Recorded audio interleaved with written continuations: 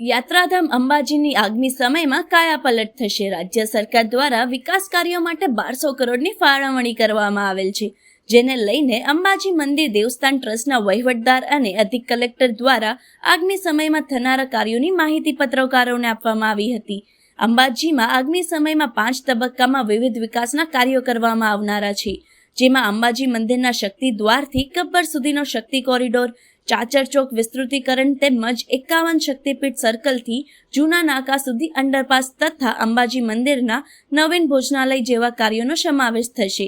આ કાર્યને લઈને રસ્તામાં આવતી વિવિધ મિલકતોને ડિમોલેશન કરવાની કામગીરી પણ ગઈકાલથી શરૂ કરવામાં આવેલ હતી, જેમાં મંદિર ટ્રસ્ટના અંબિકા વિશ્રામ ગૃહને ડિમોલેશન કરવાની કામગીરી પ્રથમ શરૂ કરવામાં આવી હતી અને આગામી સમયમાં મંદિર ટ્રસ્ટની અને સરકારી મિલકતોને તેમજ પ્રાઇવેટ અને વ્યવસાયિક મિલકતોને પણ તબક્કાવાર દૂર કરવામાં આવશે।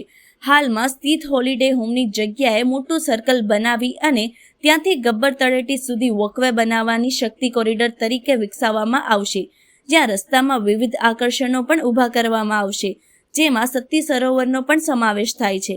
પ્રથમ તબક્કામાં મંદિરના શક્તિ દ્વારથી ગબ્બર તળેટી સુધી તેમજ અંડરપાસનું કામ શરૂ થશે। આ વિકાસના કામો દરમિયાન ભાદરવી પૂનમનો મહામેળો રાબેતા મુજબ ચાલુ રહેશે તેવું પણ મંદિરના વહીવટદાર દ્વારા જણાવવામાં આવ્યું હતું।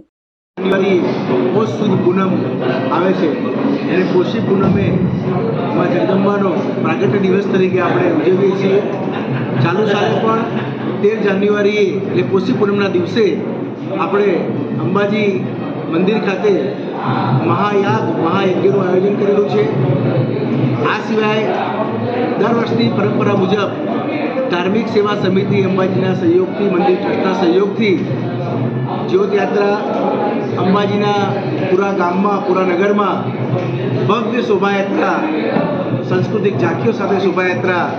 Bureau report, first Bharat.